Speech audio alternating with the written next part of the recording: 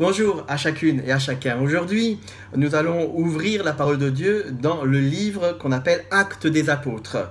Ce livre a été rédigé par un évangéliste, Luc. Il n'est pas apôtre, il a suivi l'apôtre Paul dans ses déplacements missionnaires à certains moments. Et la particularité de Luc, l'évangéliste, c'est que c'est un scientifique, c'est un médecin. Et il va utiliser une démarche systématique dans la rédaction à la fois de l'évangile selon Luc, mais également de ce deuxième ouvrage qu'il a rédigé sous l'inspiration du Saint-Esprit, qu'on appelle communément Actes des Apôtres, mais que d'autres vont dire plus facilement qu'il s'agit plutôt des actes du Saint-Esprit dans la vie des apôtres. Mais pas que les apôtres, puisque ici il est présenter comment le Saint-Esprit agit dans des personnes ordinaires comme vous et moi afin d'accomplir des actes extraordinaires.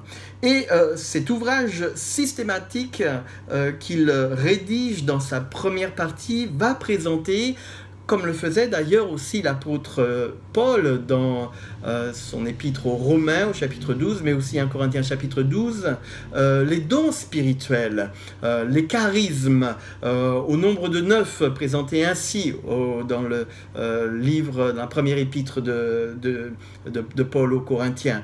Et ici, il va présenter 7 dons spirituels, un peu les mêmes qu'on retrouve d'ailleurs sous la plume de l'apôtre Paul, mais d'une façon aussi très explicite pour nous dans cette première partie de son livre. Et tout d'abord au chapitre 2, il va présenter le don de parler en langue. Évidemment, nous connaissons cela, je pense. Au chapitre 2, verset 4, il dit qu'ils furent tous remplis d'Esprit Saint et se mirent à parler en d'autres langues. Nous sommes introduits dans le niveau spirituel avec le Seigneur. Au chapitre 3, deuxième don spirituel, il va parler du don de guérison. Si nous nous souvenons bien, il s'agit de la guérison d'un boiteux qui se trouve à la porte du temple. L'apôtre Pierre, il est avec Jacques, lui dit « Je ne possède ni argent ni or », verset 6. « Mais ce que j'ai, je te le donne au nom de Jésus-Christ de Nazareth. Lève-toi et marche. » Le saisissant par la main droite, il le fit lever. À l'instant, ses pieds, ses chevilles devinrent fermes. D'un bond, il fut debout sur ses pieds, donc il se mit à marcher.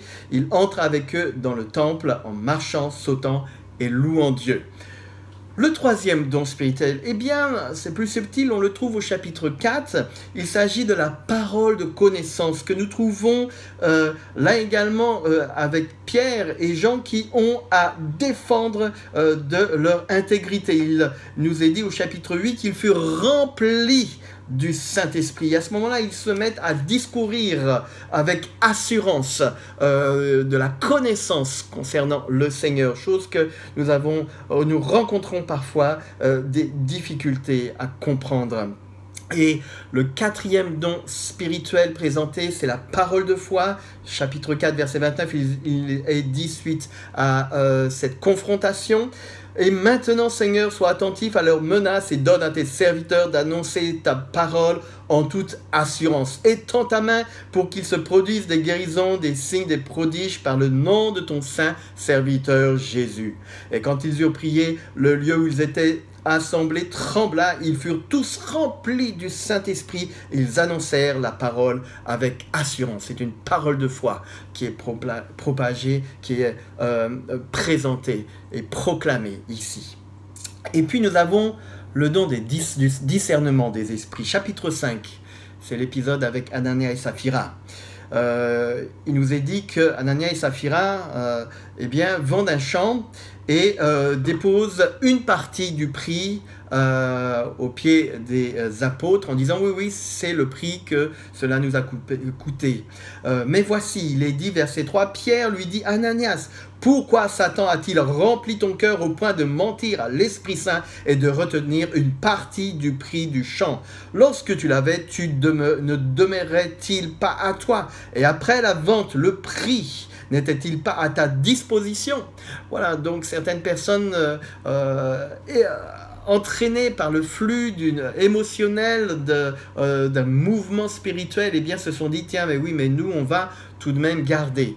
Et nous connaissons la suite de ces événements qui introduit l'Église dans une dimension de puissance également. Au chapitre 6, il nous est présenté le 6e don spirituel qui est une parole de sagesse qu'on trouve cette fois-ci dans la bouche d'Étienne.